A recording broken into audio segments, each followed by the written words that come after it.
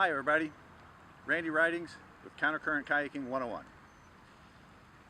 Today I'm going to intro a new YouTube channel. I'm going to go through what I'm talking about, the 5 W's, what, where, when, where, why, and how. You may notice I have a river behind me. This is the Elk River, Missouri. The river is going that way.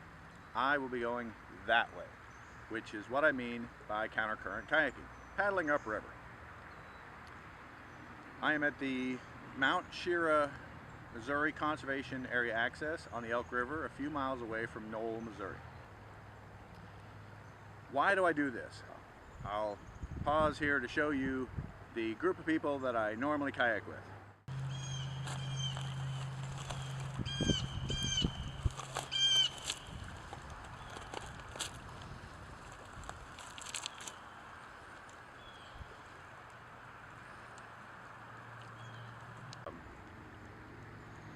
I go by myself most of the time. I have a lot of free time. I have my own business. I'm an ex-Army officer, so I move around a lot. So I started doing this years ago when I didn't have a group of people to kayak with. I just went on my own. It made more sense to me to go upriver, and then when I got tired, come back to my starting point. I don't have to pay anybody to shuttle me around. There were often times rivers or creeks that I wanted to go that did not even have shuttle services. I didn't have to ask a friend to come drive me somewhere. I just went. I could come to an access like this, get in the river, go upriver 4, 5, 6 hours, usually come back within about an hour, hour and a half. I'll get into the how as I go along. I'll be filming videos specifically on how to fight the current and use the current to your advantage going the opposite way. What do you need to do this? Well, obviously you need a boat. You want, in my opinion, a long, thin boat. Probably don't want to use some ocean kayak. They're probably a little bit too long and thin. You want kind of almost a hybrid. You want it wide enough it doesn't tip easy, but you want it long enough where it goes in a straight line. This also has on the back a skeg. That keeps this boat going straight. It does not have a rudder, but it has a thing in the back that makes it try to track straight, and that's important for going up through chutes. Obviously the other thing you need, a set of paddles.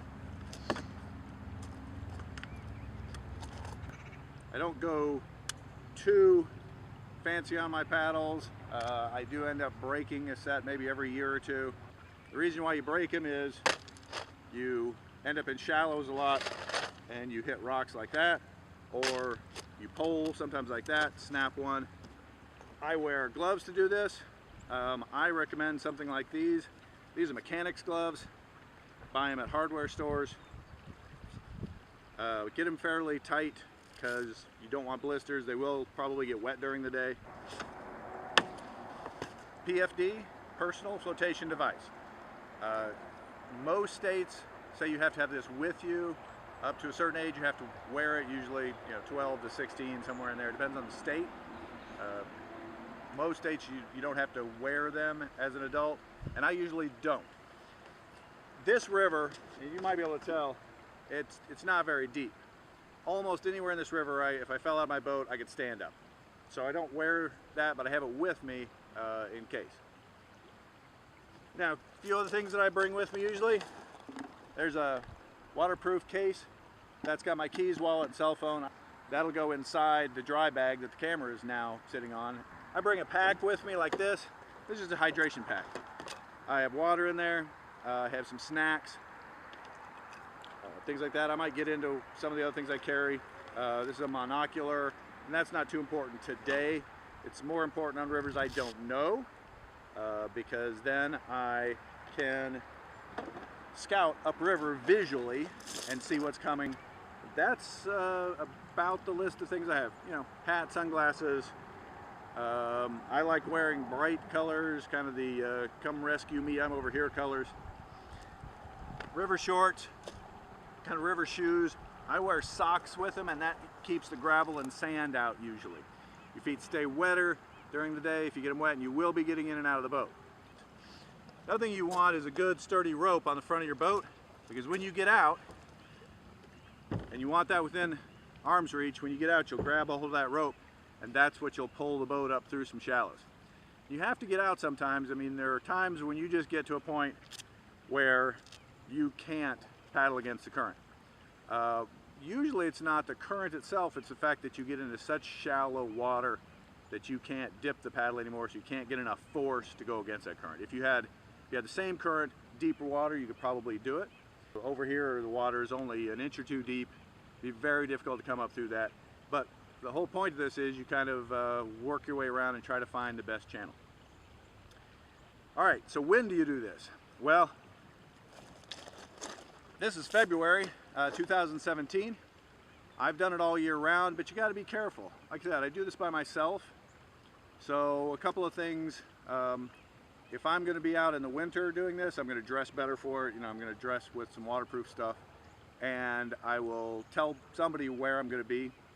I don't usually carry a lot of kind of survival gear, you know, tent, blanket, fire starters, anything like that. I have that stuff, but it's just something else you'd lose if you tipped your boat over. I usually don't carry that other stuff because I know this river.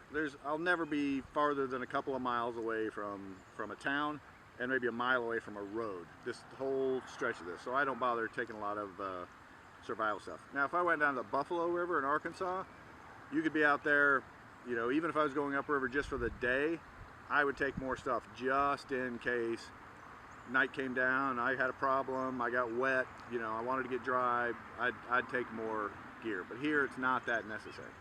You can do this all year round. I usually do it from spring through fall, and then kind of, you know, not so much in the wintertime. You do flip every once in a while. You hit some current funny, you hit a rock funny, and you flip over. I'd rather not do that in the wintertime. So that's the basics. So I think I'll go ahead and get in the water and head up, and we'll stop at some places, and I'll do some other shots.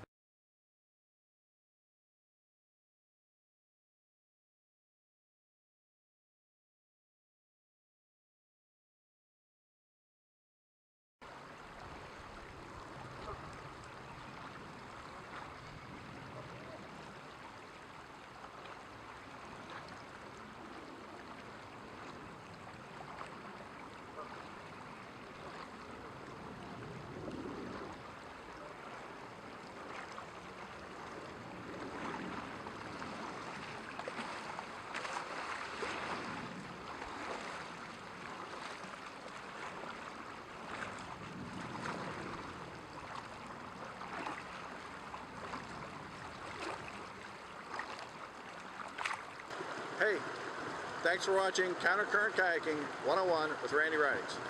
Remember to subscribe, like, and comment, and check the comments down below for links. Check all that out, and see you on the river.